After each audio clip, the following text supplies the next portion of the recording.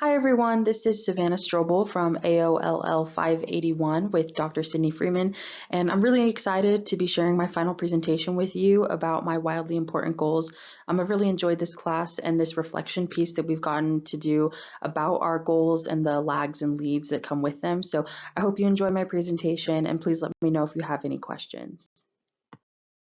My first wildly important goal, or WIG, is to graduate with my master's degree in agricultural education in the spring of 2024, which is actually next semester. I decided to include this as one of my goals because I'm at the very beginning of my teaching career, and this is something that I know will help propel me into the future to be more advanced in my degrees, but also to help me become a better teacher. The reason that background wise this is also important to me is because I'm a first generation student. Neither of my parents had the opportunity to go to college. So I'm the first in my family to, one, have a bachelor's degree, but also to be pursuing even a higher degree with my master's degree. We all know also in the world of teaching that it's helpful to have a master's for that salary increase. So I'm looking forward to the benefits that the master's will bring not only to my education, but to all aspects of my life, especially financially. I do want to advance in my career, though. I have learned a lot more skills than what I could have imagined, even in my bachelor's, to therefore help my students, which is the real reason why I'm a teacher and why I want to continue advancing in my career. So this is my goal. I'm almost there, just one more semester to go, and that's some background about why I chose this goal and why it's important to me.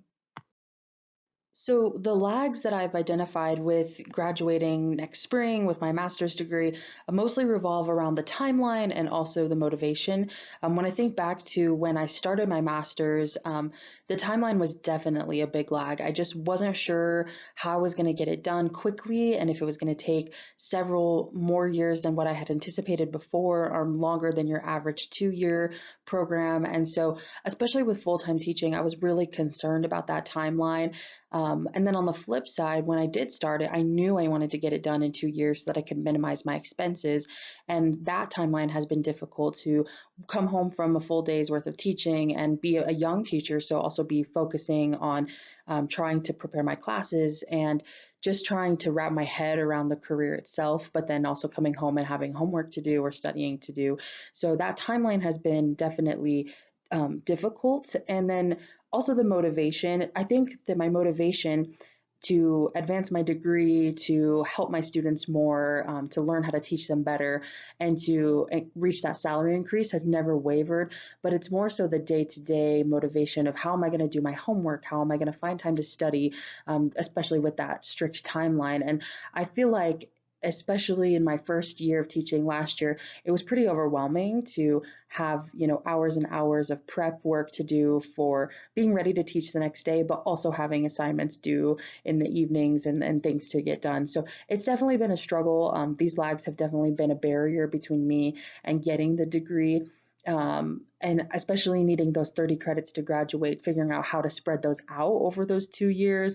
The expenses definitely haven't been the greatest, but it's an investment in my education. It's an investment in my students, which I know will therefore benefit me in the future. And so it's an expense that I'm willing to make now, but it's definitely been difficult. It hasn't been without its challenges. And then just being able to find time to dedicate to studying and being prepared for my classes to be the best student I could be while also being the best teacher I could be. So those are the lags I've identified, that timeline and that motivation piece, that day-to-day motivation especially, are definitely challenges to reaching my goal. With that being said, I've identified some lead strategies that have, one, helped me already, but two, will continue to help me in achieving my goal this next spring. I have degree audit listed on here and weekly grade checks. Those kind of go hand in hand.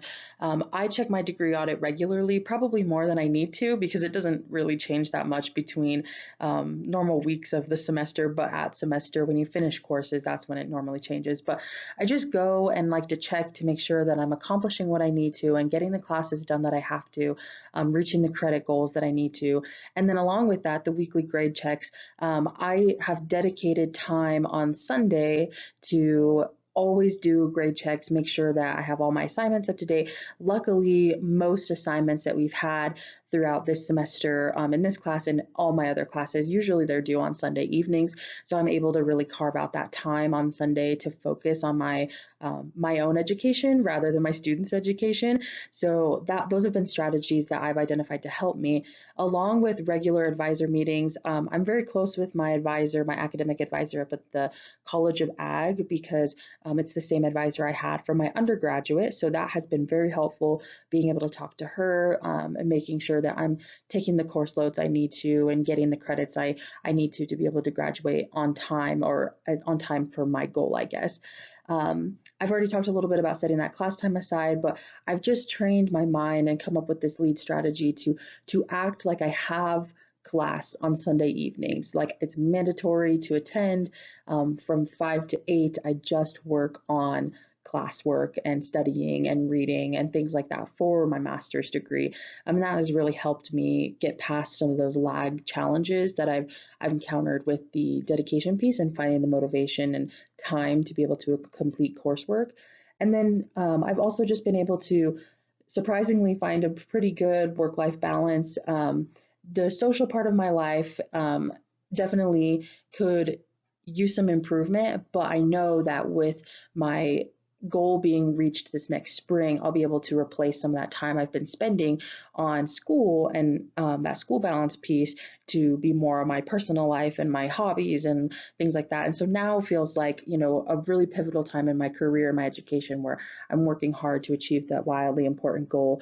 And some things are sacrificed for that, but that's okay, because again, it's an investment in me, it's an investment in my future, it's an investment in my students' future. So these lead strategies have really helped me figure out how to accomplish my goal and not make me feel like it's so distant and lose steam in the sight of trying to achieve that goal. I chose to incorporate my second wildly important goal, which is serving as an IATA, or Idaho Agriculture Teacher Association officer, between my 8th and 15th year of teaching. And on the next slide, I'll give a little bit more background information about what the IATA is and why I would like to serve as an officer for this organization. So the Idaho Agriculture Teacher Association, or the IATA as I'll refer to them in this presentation, is a professional organization for all of Idaho's ag teachers. You do have to opt in to be a part of this organization. So my school that I work for currently helps me pay my membership for that, but it just serves as a networking group, an advocacy group, and a place for resources for Idaho ag teachers to get together.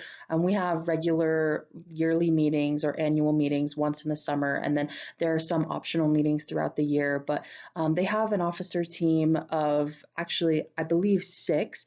There's a president-elect, a past president, a secretary-elect, and then a treasurer.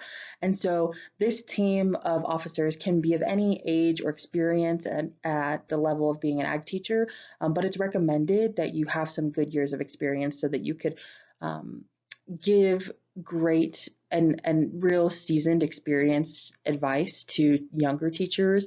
So if you have years under your belt, it does help. But we do nominations every summer for these offices, and at some point in my career, I've deemed maybe the 8th, or between the 8th and the 15th year, to serve as an officer, because I feel like that's when I'll feel the most ready and have the most time to dedicate. And that's just a future predicament. I'm not super set on those years, but that's just where I've kind of landed right now in my future planning.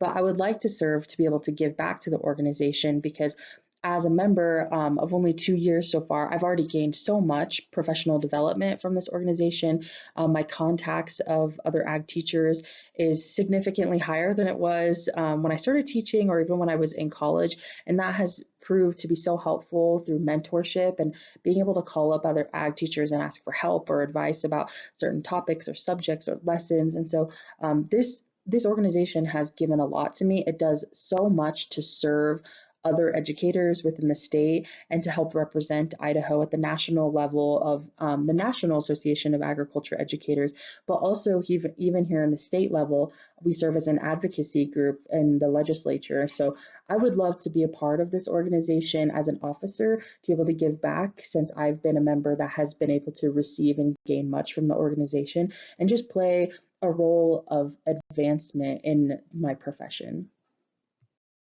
The lags that I have identified for this goal are very similar to the lags I identified in my first goal, mostly about timeline and work life balance and taking on additional responsibilities in a job that is already so demanding is always a lot and always something that I think needs to be thought through very carefully. That's why I'm definitely not interested in being an officer at this point in my career where I'm still really trying to figure things out and every day still brings new challenges. And not that teaching will ever not be like that, but I just feel like as a younger teacher, I need more time to really hone my skills before I can serve as an officer and then be a part of that organization on that level. But at the same time, some of the lags that I foresee myself maybe having in between my 8th and 15th year of teaching, or whenever I really truly decide that it's time for me to be an officer, at that point, I maybe could have a family, I might be supporting others than myself, maybe have some dependents. It would be an increased time commitment to a routine that I have already set in my own schedule. So those are some things that I'm worried about maybe getting in the way of me achieving this goal. And then maybe even losing focus on wanting to be an officer because I've set that goal so far into my future. Really, between 6 more years is when I've decided to give myself the option to even think about it, and so that might change. But at this point in my career, I think that would be ideal between that 8th and 15th year. So these are some of the lags that I've identified could become challenges. Some of the leads that I've identified that will help me be able to accomplish my goal and not let those lags win is to maintain membership and have consistent attendance in our organization of the IATA. We have a yearly renewal of membership. And so, one, if I just stay involved every single year and keep renewing my membership, that's going to help me keep moving towards my goal. But along with that, consistent attendance to our annual conference in the summertime will, I think, increase my passion for the organization because each year I'll still be gaining something from it and still growing contacts and really seeing the benefit of being in the organization. So I think that membership and that attendance are both going to be really important in achieving this goal. And then I also put small involvement. And by small involvement, I mean doing the little things to remain involved in the organization, but doing them enough that I feel like it's making a difference. So, for example, the biggest thing we do obviously is our main conference in the summer, but throughout the year we do, they send out surveys, they ask for volunteers to do things, and those are completely optional.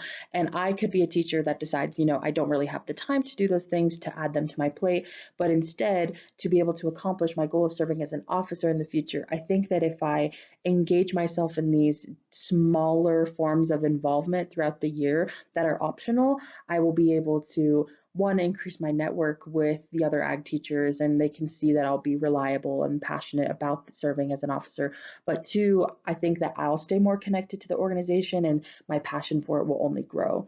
The frequent reflection and relaxing activities kind of go hand in hand together as well.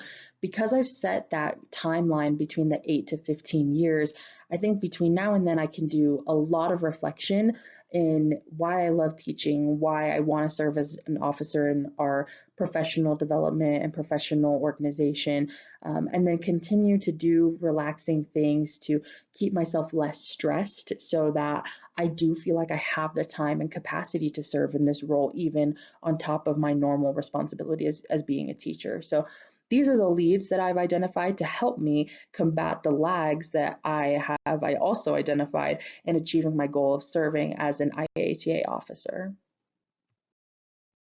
Well, thank you all for clicking on my presentation and being willing to listen through. If you have any questions, please feel free to leave a comment on the discussion board. I'd be happy to engage with any of you and answer any questions. Or if you have any advice in achieving these goals, I would love to hear that as well and appreciate any feedback. I look forward to listening to your presentations and leaving comments on those as well. Thanks for a great semester. I've appreciated having great discussions with you all and being able to work towards advancing towards my first wildly important goal by completing this class of achieving my master's degree. So thank you again, and I hope you all have a great end to your semester.